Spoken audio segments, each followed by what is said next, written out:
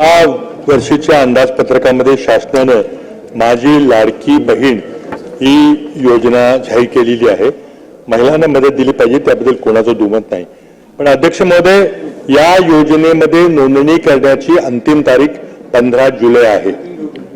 त्यामुळे त्या केंद्रामध्ये नोंदणी केंद्रामध्ये प्रचंड मोठी गर्दी झालेली आहे. तिथे स्टॅम्पीड सारखी परिस्थिती निर्माण झालेली आहे. महिलांना उन्हामध्ये उभं राहून भोळ येते. इथे काही अपप्रसंग निर्माण होण्याची शक्यता आहे. त्याचबरोबर आज महाराष्ट्रामध्ये पंढरपूरची वारी चाललेली आहे. एकादशी 17 तारखेला आहे. आता आपल्याला माहिती आहे की 10 लाख वारकरी या वारीमध्ये भाग घेतात. त्यातल्या निम्म्या महिला असतात. तर त्यांनी आता की वारी सोडून परत जायचं का 15 तारखेला अर्ज भरण्याकरता. त्यामुळे मला वाटतं की ही अंतिम तारीख आहे ती योग्य नाही आहे. ही योजना ओपन एंडेड पाहिजे. प्रत्येक महिलेचा अधिकार आपण दिला पाहिजे. ज्याप्रमाणे दिल्लीच्या UPA सरकारनं अधिकारावर आधारित आम्ही कायदे केले होते तसा कायदा केला पाहिजे. ही योजना फक्त निवडणुकीपुरता आणण्याची पुन्हा बंद करायची योग्य नाहीये. आणि त्याचबरोबर या योजनेमध्ये 21 वर्षाच्या वरील अविवाहित महिलांना घेतलेलं नाही, त्याला वगळलेलं आहे.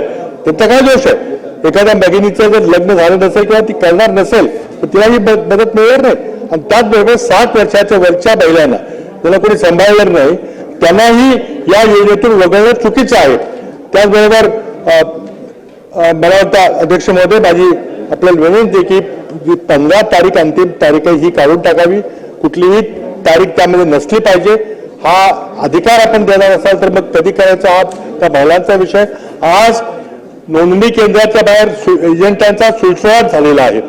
एका महिलेला उत्पन्नाचा दाखला करायला 700 800 रुपये मागितले जातात. 100 रुपयाचं स्टॅम्प पेपरचा तुटवडा झालेला आहे. अनेक त्रुटी आहेत. तर माझी शासनाला आपल्या मार्फत विनंती आहे की 15 जुलैची अंतिम तारीख पूर्णपणे काढून टाकावी. कुठलीही अंतिम तारीख असता कामा नये. आणि निवडणुकीपुरता ही योजना आणलेली आहे, पुन्हा बंद केली जाईल. हा जो आदेश आहे त्याप्रमाणे पण कायदा आणला पाहिजे, माझी मागणी. माननीय अध्यक्ष महोदय, एक मिनिट. माननीय माजी मुख्यमंत्री आणि ज्येष्ठ सदस्य सन्माननीय पृथ्वीराज चव्हाण साहेबांनी आज या ठिकाणी माझी बहीण लाडकी योजनेचा या ठिकाणी उल्लेख केला. बाबा, आपल्याला नम्रपणाने मी सांगेन, आपल्याबद्दल आम्हाला पूर्ण आदर आहे. निवडणुकीपुरती योजना आणली आणि पुन्हा निवडणुकीनंतर बंद करणार, परत एकदा फॉल्स नेगेटिव्ह असं नाहीये बाबा. योजना करताना शासनानं सभागृहामध्ये जाहीर केली आणि त्याला काही कालमर्यादा नाही दिलेली की 6 महिन्यासाठी आहे, वर्षासाठी आहे. ही योजना कायम चालू राहणार आहे. त्यामुळे या योजनेला असा कृपया गैरसमज होऊ नये की ही योजना निवडणुकीपुरती आणली पुन्हा बंद होणार आहे. काही बाबी आहेत की ज्या बाबतीत आपण तारखेचा उल्लेख केला, गर्दी होती त्याचा उल्लेख केला, 61 ते 65 मधली जी गॅप आहे वयाची सिनियर सिटीजन पर्यंत जाईपर्यंत, या सगळ्या गोष्टींच्या बाबतीत माननीय मुख्यमंत्री आणि दोन्ही उपमुख्यमंत्री, संबंधित विभागाचे मंत्री श्रीमती तटकरेताई यांच्याबरोबर काल चर्चा झालेली आहे. याच्यात अधिक सुसूत्रपणा आणण्याच्या दृष्टीनं माननीय मुख्यमंत्री, दोन्ही उपमुख्यमंत्र्यांची चर्चा करून निश्चितपणे यात योग्य निर्णय घेतला जाईल.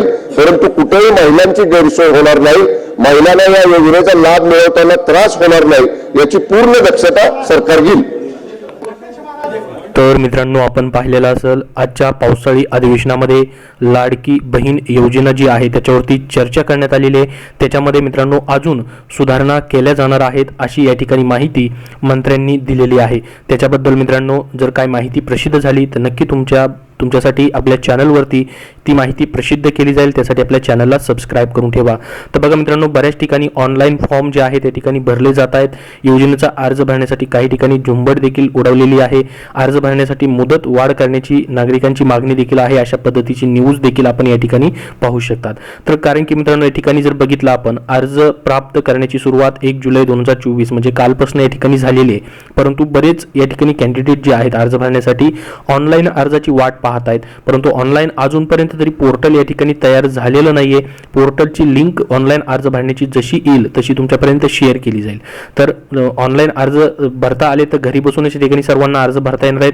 जास्त या ठिकाणी ऑफिसेसमध्ये जाण्याची गरज लागणार नाही. कारण की आता सध्या ऑफलाईन अर्ज भरण्यासाठी या ठिकाणी बरेचसे कॅन्डिडेट जे आहेत आपल्याला माहित असेल अर्ज कुठं भरून घेतले जातील त्याच्याबद्दलची त्यांनी ऑलरेडी माहिती दिलेली होती. पहा, अर्ज करण्याची प्रक्रिया जी आहे GR मध्ये सांगितलं होतं की योजनेचा अर्ज पोर्टल, मोबाईल ॲपद्वारे सेतू सुविधा केंद्राद्वारे ऑनलाईन भरले जाऊ शकतात. परंतु ज्या महिलेस ऑनलाईन अर्ज सादर करता येत नसेल त्यांच्यासाठी अर्ज भरण्याची सुविधा अंगणवाडी केंद्रात, बाल विकास प्रकल्प अधिकारी कार्यालय जे असतात, मग ते शहरामध्ये असतील, ग्रामीणमध्ये असतील किंवा आदिवासी विकास विभागमध्ये असतील, या ठिकाणी किंवा ग्रामपंचायत वॉर्ड सेतू सुविधा केंद्र असतील त्या ठिकाणी या ठिकाणी ज्यांना ऑफलाईन फॉर्म भरायचा आहे त्यांच्यासाठी या ठिकाणी ही माहिती दिलेली आहे. तर तशाच पद्धतीने ऑफलाईन फॉर्म भरण्यासाठी भरपूर ठिकाणी तलाठी कार्यालय असेल, सेतू कार्यालय असेल किंवा या ठिकाणी अंगणवाडी केंद्र असेल त्या ठिकाणी बऱ्याच ठिकाणी ऑफलाईन अर्ज देखील भरले जात आहेत.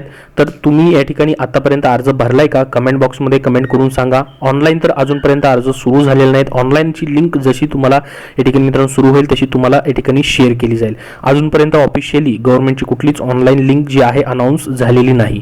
तर बघा, अर्ज भरण्याची या ठिकाणी पूर्ण प्रक्रिया विनामूल्य आहे असं देखील याच्यामध्ये म्हटलंय. आणि स्वतः या ठिकाणी KYC करण्यासाठी ज्यांना अर्ज भरायचा आहे त्यांनी कुटुंबाचे पूर्ण ओळखपत्र, रेशन कार्ड, स्वतःचं आधार कार्ड आणि इतर डॉक्युमेंट घेऊन काय करायचे, स्वतः त्या ठिकाणी KYC करण्यासाठी देखील उपस्थित राहायचे असं GR मध्ये या ठिकाणी म्हटलेलं आहे.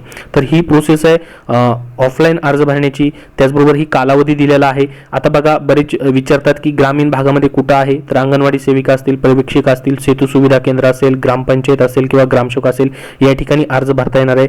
लाभार्थ्याची अर्ज स्वीकृती तपासणी पोर्टलवर अपलोड करण्याचं या ठिकाणी हे ग्रामीण भागाचं कार्यक्षेत्र आहे. नागरी भागाचं कार्यक्षेत्र बघितलं म्हणजे शहरी भागामध्ये तर अंगणवाडी सेविका, मुख्य सेविका, वॉर्ड अधिकारी, सेतू सुविधा केंद्र या ठिकाणी तुम्हाला या ठिकाणी संबंधित जिल्हा बालविकास अधिकारी कार्यालय जे आहे त्या ठिकाणी देखील तुम्ही अजून माहिती घेऊ शकतात. परंतु त्यांच्या ऑफिशियल वेबसाईटवरती अजून लिंक आलेली नाहीये ऑनलाईनसाठी.